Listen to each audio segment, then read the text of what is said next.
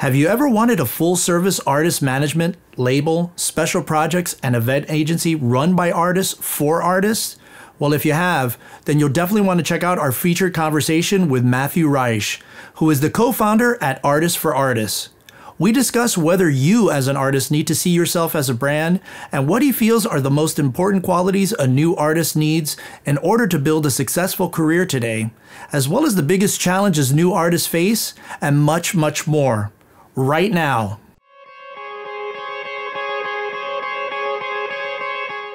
This episode of the MUBUTV Insider video series is brought to you by the Music Business Registry. The Music Business Registry is the leading music industry publisher of the most up-to-date contact information for major and independent record label A&R, music publishers, artist managers, music attorneys, music supervisors, and much, much more. The Music Business Registry is the trusted industry standard and source serving the music business community for over 30 years with the most accurate and up-to-date contact information available. Their titles include the A&R Registry, the Film and Television Music Guide, the Music Publisher Registry, and the Music Attorney Registry. All of their publications are available in PDF, CSV, or online subscription. Visit musicregistry.com and use coupon code MUBUTV10 at checkout. That's musicregistry.com. Coupon code MUBUTV10. When you're ready to put your music to work, musicregistry.com. Hi, it's Eric Knight from MUBUTV, where our mission is to educate, empower, and engage your music career. We're coming to you from the Global Rock Summit in Burbank, California, where we managed to catch up with Matthew Ritch, who is the co-founder at Artists for Artists. Matthew, thank you so much for joining us. Very, very pleased to be here. Yeah, I'm really excited to talk to you. So Matthew, you're the co-founder for Artists, which is an artist platform. Can you tell us what the company does and what was the inspiration behind forming it? Sure, so Artists for Artists is a talent management, record label, special projects and events agency run by artists for artists. So I started Artists for Artists with my pretty much lifelong partner at this point, Neil Saney, who was the drummer in my band. Oh. I was the singer and the guitar player. He was the drummer that we started in high school together in freshman year. And since then, we've always been on the same path of, hey, we were doing it ourselves for so many years, but then we said we want to give the chance to other artists and teach them the skills that we learned along the way to help them succeed. So, in our bones, it's in our DNA that we want to help artists. Yeah, so it's very artist-centric in terms of what you guys were trying to create with the platform, which is awesome. Yeah, it's all about empathy, and right. we've gone out there, we've driven in a snowstorm and gotten stuck in the Rockies in the van and had to fix the van to play for 2 people, and then we've also played arenas for 15,000 people. Yeah, and I think it comes at a good time because you guys kind of found a hole in the marketplace, like a niche. I was speaking to somebody else, Laura from Indie Flow, which is another one of the guests that are here that we interviewed, and it seems like that you guys are filling a void that is sorely needed in the industry, especially with independent artists, which is our audience, so it's amazing. Yeah, it all comes from empathy, and I think that there's been a big lack of that in the industry. I think there's been a lot of greed. I think that independent artists don't have anybody looking out for their benefit, and I think because we've been in their shoes before, we have the ability to understand them a little bit better and help guide them to the right place. Yeah, I agree. Do you think artists today need to see themselves as a brand? I think every artist is different. So, some artists that would be totally applicable for and say, hey, this is your brand and this is what you need to do and you need brand extensions and this is how you need to present yourself. And then there's other artists that are never gonna be the brand, but they can still be successful. It's all about finding who your audience is gonna be and then delivering for your audience and maintaining that and growing it. Absolutely, I agree. If you can tell us, what are some of the specific types of services that Artists for Artists, I know you touched on them briefly, but if you can go over some of those again that you guys offer at Artists for Artists. So it's largely a management company, so we work hand in hand with artists, grinding it out and fighting the good fight to get every single opportunity that's available for our artists that are mainly in the rock, alternative, pop genres. Okay. And that's a big piece of our work. We've also partnered with some of our artists on the label side of things, where we help them on the label side. We also do editorial playlisting. We do special projects and events where we work with certain figures in the music industry to highlight what they're doing. Right. Other company partners where we help amplify their services as well. And is it something that Artist for Artists is also making financial investments with the artist, or is it like, 50-50 split type deals? Like it's both. Okay. So we have a unique deal for each artist that we work with. Okay. And we have invested money in the projects that we work in addition to sweat equity. Great, great. Can you talk about some of the successes that AFA has had with some of the artists that you've worked with? Sure. So I mean, what the most recent thing, just because it's top of mind right now, is we just did a big showcase at South by Southwest, where we had the main stage, the big outdoor stage for 15,000 people. Wow. We had our friend Sammy Hagar headline. Oh, nice. Sammy Hagar in the Circle, and then we had The Warning from Mexico support, and then we had The Dooms and Jane in the Jungle, who we work with, as supporting that show, which is the biggest show that they've ever collectively played. That's a great thing. The pandemic derailed some of the plans that we had. Right, of course.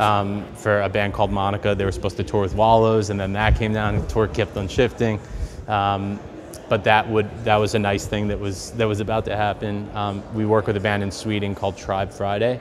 They were just on national TV, and we saw like a 7x bump of their listenership and their fans after that performance, which was huge. Amazing. So they just charted in Sweden. Yeah, is there a booking component as well to AFA with what you guys are doing, or is it just, I know you guys are predominantly in management, but is there a booking element to that as well? Yes, too? I mean, naturally you're gonna find yourself doing some of the booking stuff, right. But one of our sweet spots is putting teams together for the artists that we work with, and then also managing the teams. And I think that's the most effective piece for a manager, is being able to without annoying people, make sure that you stay on top of the teams, your agents, your lawyers, your label, whatever team partners you have, making sure that they're connected and emotionally invested in the band, and also financially invested in the band, and managing those people to get things done the way you need them done, and to keep their eyes on your project. Absolutely. What are some of the biggest challenges that you see new artists face today?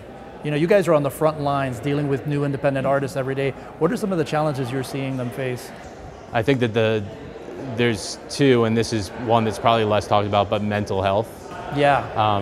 Especially some of the artists we work with, that's a huge thing that I don't think we talked about back in the day when we were artists, but there's a lot of ups and downs, and the peaks are really high, just as big as the lows, and the lows are really low. Yeah. So you really need to be on top of your mental health game and take care of yourself and make sure that you're in a good place, so that otherwise the project is going to fall apart. Right. That's one thing. The other thing is finding the financial means to continue, and also even more than financial means, the oomph, like the passion and the fire, keeping that sustained is a challenge too, because like I said, of the ups and the downs, which is natural. Right. Sometimes it seems insurmountable to keep on going for artists, even very, very talented artists, because you kind of need some of that validation. And if you can go like this, with the blinders on, then amen to you, but it's kind of inhuman. Hard. Yeah, it's interesting that you bring up mental health, because that's one of the big things that we're trying to do here with MUBUTV on the channel, is talking about a holistic approach to your career, and one of those is mental health, where we want to bring psychologists and therapists to understand and to kind of break down the psychology, because I'm a musician as well too, so I go through, it's a roller coaster ride, as you know. You're going through peaks and valleys every day, so I think that's amazing that you guys are doing that. A question that I had, a subset question that I had for you, do you guys, I know you guys do financial investment depending on the deals, but do you guys seek out finance? Because you talk about a big part of the equation with artists is funding. How do you get on tour? For an independent artist, it's not easy to get a sponsor. How do you guys help facilitate that?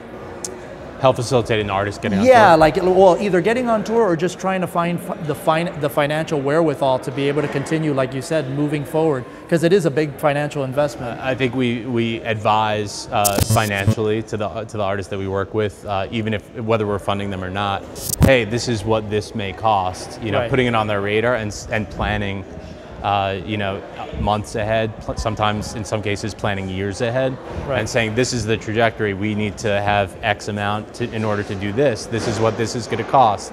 We need to figure out where this is coming from. Is it coming from an outside source, or are you guys going to have to save up and you know, and plan for this? And you know, there's, believe it or not, some artists aren't aware that, hey, the lawyer's going to take 5%, it's time the manager's going to take X%, like the agent's going to take 10%. Right. Some of them are you know, blissfully unaware of that until it Right. hits and money starts coming in, and then they get very surprised. So I think it's all education, Right. and I think it's support and having that champion that's really just going to look out for your best interests and also help guide you through the muddy waters of the music industry. Absolutely. Matthew, what are the most important qualities that you feel a new artist or band needs in order to build a successful music career today? A good team. That's an easy answer.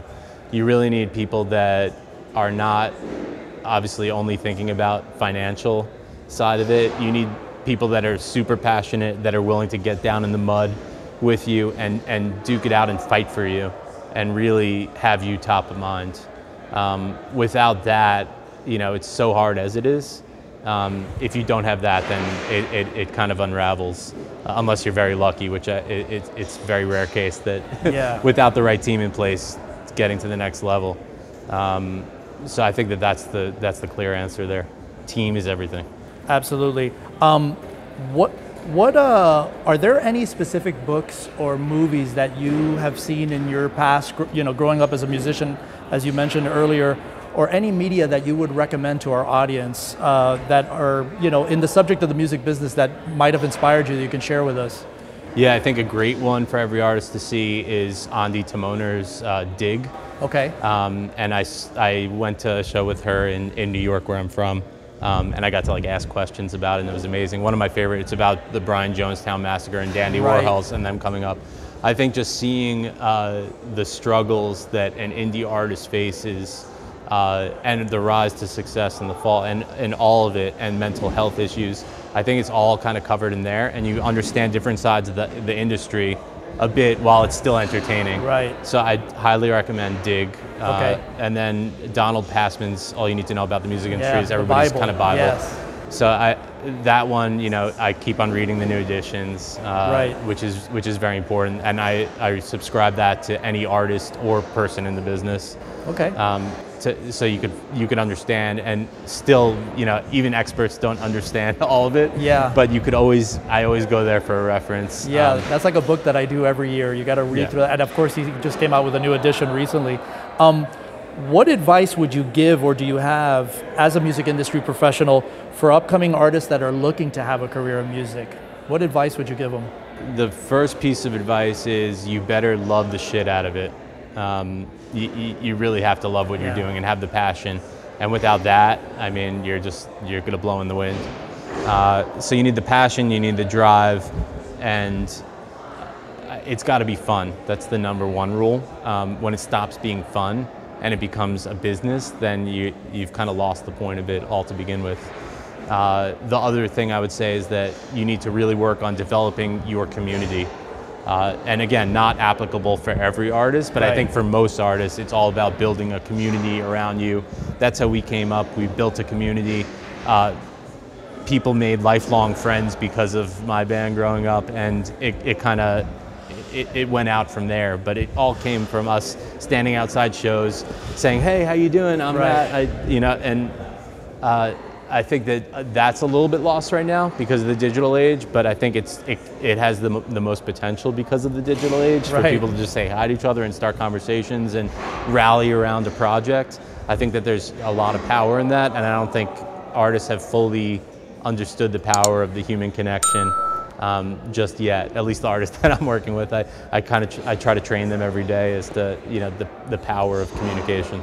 Some really great and insightful information coming from Matthew on how Artists for Artists can really help you in your music career. So insiders, here's the question of the day. What were the most informative aspects of our conversation with Matthew? Was it his views on how artists need to see themselves as brands today? Or was it the specific qualities new artists need in order to build a successful career today? Or was it some of the biggest challenges new artists face in today's music market? Or maybe it was something else you'd like to share. Thanks so much for watching this video. Make sure to subscribe to MUBUTV for more information on how to educate, empower, and engage your music career. You can also check out a summary of this episode and everything we talked about in the YouTube description as well. And if you enjoyed this video, we'd really love it if you hit the like button and let us know what other kinds of videos and types of content you would want to see on our channel. Hit us up in the comments below, and we'll see you in the next video.